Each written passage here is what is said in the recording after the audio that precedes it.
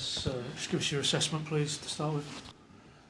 I think overall a really good performance in first half. I'm pleased with our mentality out there in terms of making it a game where we could dominate, we could take control, we could be the ones that were, trying to break down a little bit defensive Sunderland side, and especially in first half. And I think we did more than enough to score a goal. So I'm definitely not pleased with that we were not in front after that good first half. I think we allowed them absolutely nothing, and we have several good opportunities, several good moments, and a couple of chances where we should have scored. So I'm pleased with that performance. Then second half got probably a little bit too open in some moments, and to be fair, they were probably a little bit on top the last 15 minutes of the game, and especially their crosses caused us some problems at the end, which we defended well, I think, but still they were a little bit on top. So yeah, is it a fair result? Probably.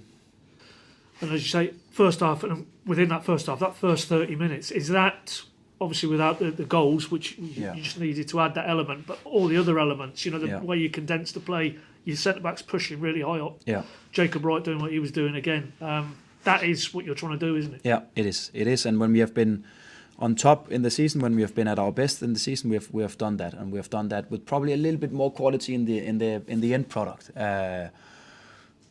Borja in the start of the season would probably have scored on that chance. And we also have a couple of situations where we find ourselves in good positions, 3v2 or 4v3, but we waste the final pass, and the crossing game was not with good enough quality in that part. We have a couple of low crosses where we have to deliver them better.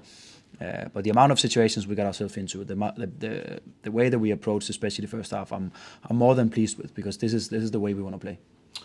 That's at half time. Obviously, you made a change there with Schwarzer coming out. Was there anything fitness wise? Yeah, he picked up a knock, or do you say a dead leg? Is that yeah?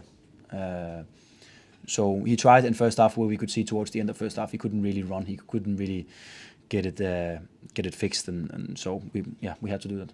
And then later on in the second half, has Slimani done anything there, or was that touch of cramp? That was cramping, and there was a couple of players out there cramping tonight. So it was the subs tonight was more about dealing with fatigue than anything else. And I hope the guys will be ready again. Well, as you say, maybe second half in terms of certainly in the final third wasn't there in comparable to the first half. But what was it? As you said rightly, that they pushed there very hard towards the end, and the fact that you withstood that again, because that's the questions that have been asked about your group. That was important, and I think we have taken some steps, and it's now the second home game in a row where we have a clean sheet and don't allow too many chances. I think they have one in second half, and then some crosses, obviously. So I think that's more than acceptable. I think there was a good performance again defensively from the guys out there.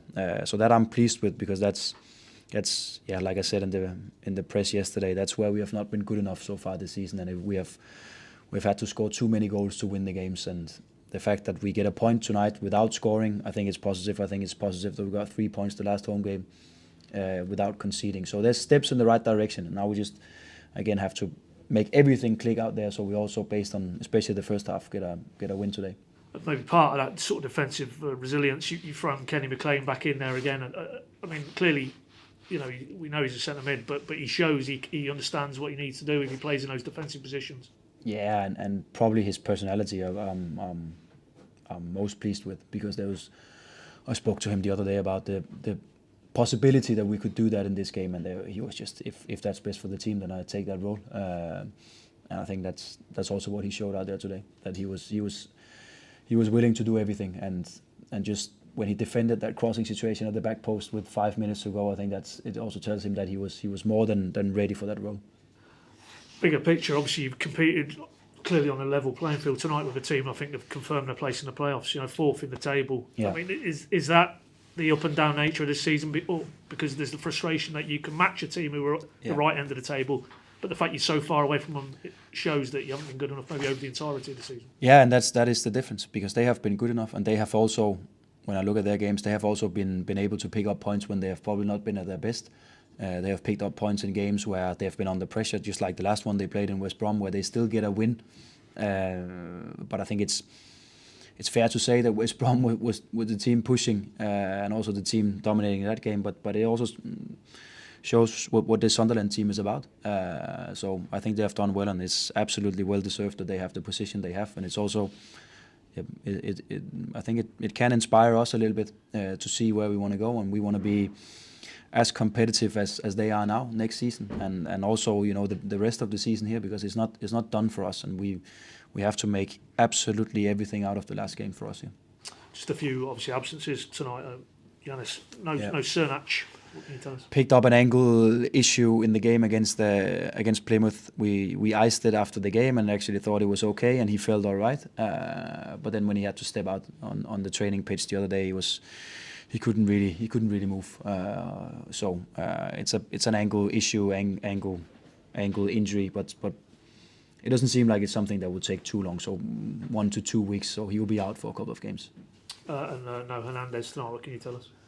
Internally, we deal with the situation with him, so that was the reason why he was not a part of the squad. So that's a disciplinary matter. Yeah. Is it probably related to his social media activity? It's a fair question that you ask me here, Paddy, and I think it's also fair for me to say yes. I mean, maybe it moves on now to Burnley, if unless the guys got any questions. But does that mean he's not in contention for Burnley as well? I'll not go that far, because of course we have had incidents this season with other players as well, and I think it comes down to the reaction, the reflection, their behaviour the next couple of days. What's the outcome of this situation, especially for the player, because I think we've been pretty clear in the way that we run this football team and this club, that there's something we can accept, and there's definitely also something we cannot accept. But if you step out of that box, if you cross the line, then you always can find a way back. It's just a matter of how you respond to it, how you react, and what you do. And without obviously pressing you on it, but does it come into the same ballpark as, and they're not the same incidents, but the Duffy one, the Cordoba one, there's a culture, there's an environment you're trying to create, the standards and behaviours, and you expect your players to adhere to it. Yeah, it is, and there's something we can accept and something we cannot, and it doesn't matter who the player is, and that's also an important message for me to send. It's not something we like to do, but it's something we have to do, because we are professionals, and we have to trust each other in every single matter out there. So there's a consequence, but there's also, that's important for the way that we run the club, that you can always fight your way back, and you can always, with the right reaction to the situation, you can always be a part of the team and get back into the team again. Johannes, can I just ask on that? You've been consistent from the very start of the season with how you manage those situations, right from the get-go, first day. Are you surprised, or how surprised are you, that there are still disciplinary issues like this that are happening? Because you've been consistent, players will know what's going to happen. Yeah, but to be fair, I'm not that surprised. Will there be a player who shows up late or for a team meeting or training in next season? I think it's likely that it can happen, because we are human beings, and sometimes we make mistakes. But there's a consequence when you make those mistakes, and that's the way we run this football club. I think the reason why we have talked about it a couple of times is probably also because we take some action on it when it happens. I think it happens all over the world, and then from club to club they handle those situations differently, and sometimes you never hear about it. But we are quite open in all those matters and all those situations, and tell the reason why they are not.